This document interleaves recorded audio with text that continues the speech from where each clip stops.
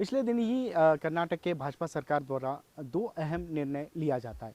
उसमें पहला लिंगायत समुदाय विकास निगम की स्थापना की जाती है। उसके तुरंत बाद मराठा विकास निगम की भी या फिर पहले कह सकते हैं कि प्राधिकार की ये स्थापना करते हैं। फिर तुरंत अगले दिन ही ये चेंज करके निगम की स्थापना करते हैं। इसी के चलते कर्नाटक में इसका कई जगह इसका विरोध भी किया जा रहा है। कन्नड़ पर संगठनों ने इसका विरोध करते हुए रास्ते पर उतर आए हैं और इसका ये जमकर विरोध भी कर रहे हैं। तो चलिए हमारे साथ कुछ लोग यहाँ पर मौजूद हैं, उन्हीं से पूछते हैं। पहले हमारे साथ हैं ज्योतिराम पवार सर, जो खुद एक मराठा समुदाय से बिलोंग करते हैं। सर, इसके क्या कहते हैं आपको? जी नहीं, ये जो निगम किया है कर्नाटक सरकार ने, उसका हम स्वागत करते हैं। क्योंकि 2007 में जब यहाँ अखिल भारत मराठा सेवा संघ के जानिब से यहाँ पे एक बहुत बड़ा नेशनल लेवल पे हम एक सेमिनार किया था मराठा समाज का। उसी अधिवेशन में हमने ठहराव किया था कि कर्नाटक में हम लोग माइनॉरिटी में है और ये एजुकेशन, इकोनॉमिकली और सोशली बहुत ही बैकवर्ड है हमारा मराठा समाज यहाँ कर्नाटक में। तो हमारा डिमांड 2007 से है और उससे पहले भी हमारे बहुत से बुजुर्ग लोग 1997-98 से मराठा समाज जो कर्नाटक में है उसको 3B से, जो अभी जनरल कैटेगरी में है, 3B से 2A में डालो बोल के हमारा डिमांड था, हमारा मांग था। उसके बाद में वो एक स्वागत करते हैं। तो चलिए हमारे साथ जुड़े हुए हैं दस्तगीर सालोड़ी, जो एक JDS के प्रवक्ता भी कह सकते हैं और कर्नाटक रक्षणा वेदी के भी ये बिलोंग करते हैं। तो सर, आप क्या कहते हैं इसके बारे में? तो ये तो स्वागत कर रहे हैं। सबसे पहले हम कोई समाज को अच्छा और बुरा नहीं करते, क्योंकि सब समाज अच्छे होते हैं। तो गवर्नमेंट का ये दायित्व बनता है कि सब समाज को लेकर के चले। जो समाज को ये अनुदान दिए हैं हम उसका विरोध नहीं करें। अभी क्यों दे रहे हैं? क्योंकि इलेक्शन के मद्देनज़र रखते हुए जो ये समाज को ये डेवलपमेंट की बात कर रहे हैं, तो इसके विरोध में हम लोग नारेबाजी कर रहे हैं। क्योंकि अभी तक कोई समाज को इतना प्यार नहीं करती थी, आज इतना मोहब्बत कहाँ से आ गई, तो इस तरह से हम लोग जो है सड़कों पर उतरना पड़ा। तो चलिए हमारे साथ आम आदमी पार्टी से आसिफ हरकल हैं, तो उनसे भी पूछते हैं कि सर, इसके बारे में आपका क्या कहना है?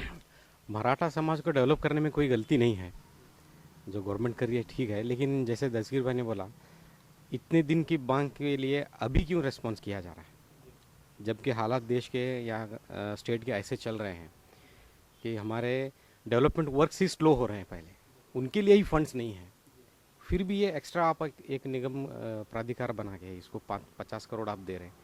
डेवलपमेंट के लिए आपके पास पैसा नहीं है, सिर्फ लोगों को लड़ाने के लिए आपके पास पैसा है। तो आप ये कहना चाहते हैं कि एक चुनावी मुद्दा है? 100% चलिए, तो हमारे साथ कांग्रेस से हासिम पीर वालिका भी हमारे साथ हैं। तो सर, आप इसके बारे में क्या कहते हैं?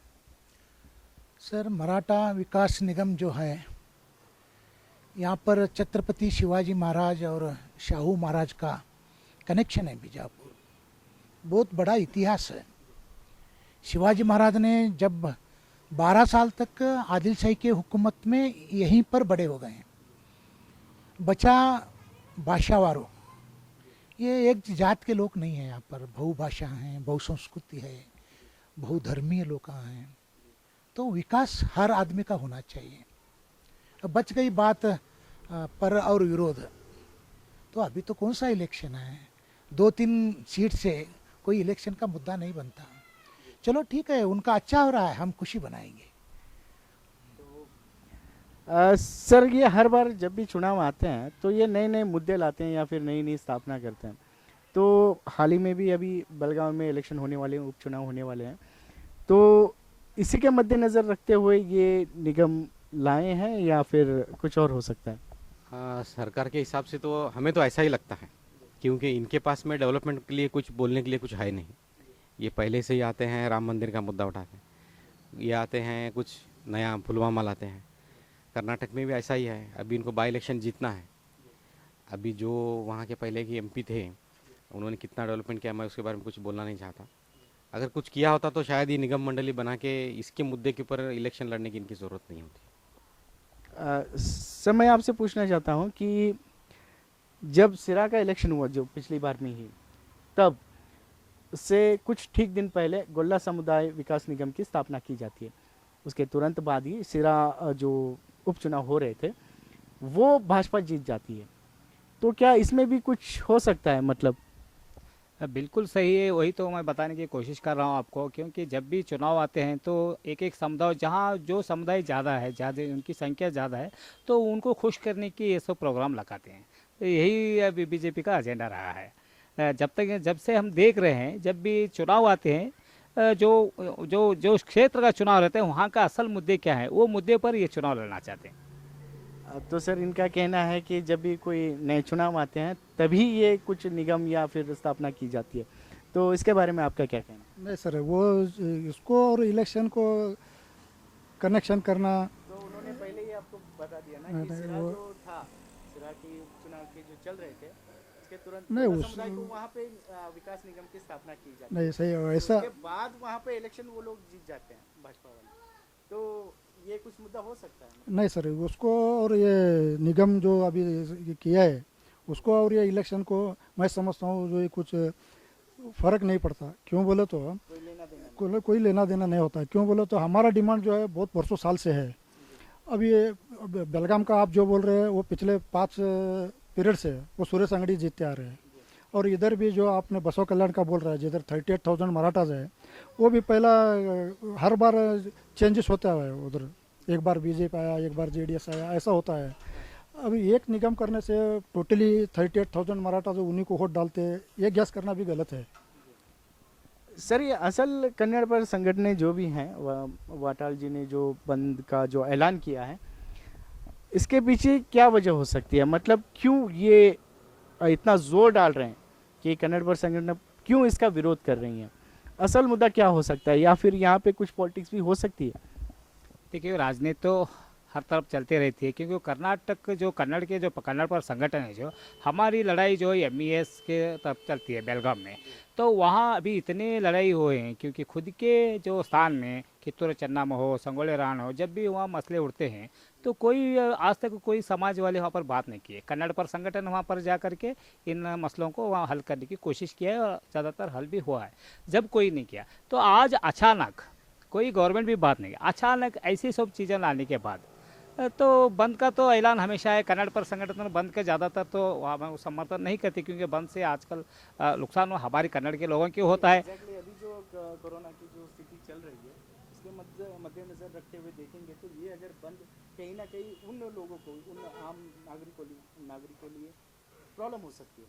बिल्कुल सही है, इसीलिए तो कन्नड़ पर संगठन जो हमारा रक्षणा वेदी की है, कन्नड़ की तरफ हम ज़्यादा रुझान नहीं करते, क्योंकि इस पे सफ़र होने वाले कन्नड़ी का है। सारे समुदाय को यहाँ पर सफ़र होना पड़ता है। कन्नड़ से मसला अगर हल होता था बंद का, तो पूरा कर्नाटक क्या पूरा हिंदुस्तान भी बंद कर सकते हैं। तो इसलिए हम कन्नड़, इससे मसला हल नहीं होगा, और ये अकेले का उनका निर्धार है वाटनाल नागराज का, तो इसलिए हम उसका समर्थन नहीं कर रहे हैं। आसिफ जी, आप मुझे बता सकते हैं कि अगर ये बंद अगर जारी हुआ या फिर ये बंद चला तो कितना इफेक्ट पड़ सकता है आम नागरिकों के लिए? नहीं, आम नागरिक को तो इसमें इफेक्ट पड़ेगा ही। जो भी अगर गवर्नमेंट को जो भी लॉस होगा तो वो तो हमारे ऊपर ही डालेंगे। अभी आप देखो, ऐसे कोरोना के ऐसे हालात में फिर भी स्टेट गवर्नमेंट हमको इलेक्ट्रिसिटी का 40 पैसा बढ़ाती है, जबकि हमारे पास इनकम का सोर्स ही नहीं है। उसके ऊपर और एक निगम मंडली बनाती है, उनको देने के लिए पैसा है, इधर चढ़ा रही सर है। अभी ऑलरेडी 2-3 निगम ऑलरेडी मौजूद हैं, जैसे कि ब्राह्मण निगम। नहीं, मैं बोलता हूँ निगम मंडली वैसे बहुत हैं हमारे कर्नाटक में। बोलता हूँ माइनॉरिटी, मैं बोलता हूँ माइनॉरिटी के ही निगम मंडली है। आज क्या माइनॉरिटी सभी अमीर हैं? हाँ, कोळचे निर्मूलन, कोळचे अभिवृद्धि निगम है, क्या हमारे पास कोळचे नहीं है? तो कितने साल से कोळचे अभिवृद्धि निगम है, फिर कोळचे क्यों नहीं गए? ये निगम मंडली बनाने से कुछ होने वाला नहीं है। आप कॉमनली रैंडमली सभी जो कॉमन पर्सन्स हैं, सिविलियंस हैं, उनको डेवलपमेंट्स के लिए आप स्कीम्स बनाओ, अच्छी शिक्षा दो, अच्छा स्वास्थ्य दो, वो खुद ब खुद अपना फ्यूचर को तैयार कर लेंगे। तो सर निगम मंडली बनाने से, आसिफ जी का कहना है कि निगम मंडली बनाने से कोई फ़ायदा नहीं होता है, आप लोगों को डेवलपमेंट कीजिए। तो इसके बारे में आपके क्या विचार हैं? नहीं, आसिफ सर का विचारधारा तो है, अच्छी है, लेकिन ये नहीं कह सकते कि जो मजबूर है, जो ज़रूरतमंद आदमी है, जो कुछ सीखना चाहता है, तो कम से कम वो लोगों को हेल्प होता है। जब उसका फायदा किसी को नहीं होता तो विरोध क्यों करना, विरोध क्यों करना। अभी लिंगायत वीरशैव लिंगायत निगम बन गया, कल ही 500 करोड़ दे दिए। सर वीरशैव लिंगायत ये भी जो निगम बनाए हैं, ये भी मैं कहता हूँ कि ये चुनाव को मद्देनजर रखते हुए ही बनाए हैं, क्योंकि कर्नाटक में आप अगर देखेंगे तो कुल लिंगायत समुदाय के कुल 27% लोग यहाँ पे मौजूद हैं, और बल्कि खुद BS येडियुरप्पा हमारी जो CM है वो भी लिंगायत धर्म के हैं। क्या ये भी आगे जाकर कुछ फायदा मिल सकता है इससे? सर अभी उनके में बहुत सारे डिफ़िकल्टीज हैं। एक लोग बोलते हैं लिंगायत बोल के, एक लोग बोलते हैं वीरशैव लिंगायत। अभी जो सरकार बनाए हैं वीरशैव लिंगायत करके बनाए हैं। वीरशैव लिंगायत में ही लिंगायत आता बोल के बहुत सारे लोग मान लिए हैं, थोड़े लोग मानने के लिए तैयार नहीं हैं। वो बात उनके साथ रंद कि मैं ये कहता हूँ, जो मैं इस्लाम हूँ लेकिन मैं कन्नडिगा हूँ। ज्योतिराम पवार जी मराठा है लेकिन कन्नडिगा है। जहाँ पर यहाँ पर जो कर्नाटक में जितने लोग अलग अलग गैर कम्युनिटी के लोग हैं, हर लोग कन्नड़ बात करते हैं, हर चीज़ में कन्नड़ से व्यवहार करते हैं। तो मतलब ये है हम कौन से विचारधारा से हम जा रहे हैं। चलो हमारे साथ रहने वाले, हमारे साथ बसने वाले, जहाँ पर 200-300 साल का जो हिस्ट्री है वो लोग इधर हैं। छत्रपति शिवाजी महाराज के पिताजी आदिलशाही के हुकूमत में थे, उन्होंने 36 ईयर काम किए हैं, उन्होंने बेंगलुरु पर एडमिनिस्ट्रेटर थे उन्होंने। तो उस टाइम में मराठा समुदाय कर्नाटक को बहुत सारे लोग चले आ गए। इसलिए मैं ये कहता हूँ विरोध करना गलत है, मेरे हिसाब से गलत है। उन्होंने भाषा का अभिवृद्धि प्राधिकार नहीं बनाया, उनका व्यवस्था, उनकी तकलीफ जो असहायक है, दुर्बल है, गरीब है, वो लोगों के लिए उसका फायदा पहुँचते हैं। ठीक है, पहुँचने दो, हम खुशियाँ मनाएंगे, हिम्मत बढ़ाएंगे उनको, हम आपके साथ हैं, हम सब भाई भाई हैं। कुछ विरोध कर रहे हैं या फिर विरोध नहीं कर रहे हैं, पर निगम के आप स्थापना कर रहे हैं तो उस पर गौर करना चाहिए, और ना कि उसको वैसे ही जो पिछले निगम हैं उनको वैसे ही रखना नहीं चाहिए, उसे डेवलपमेंट भी करना चाहिए। कैमरामैन सोहेल के साथ मैं शशि।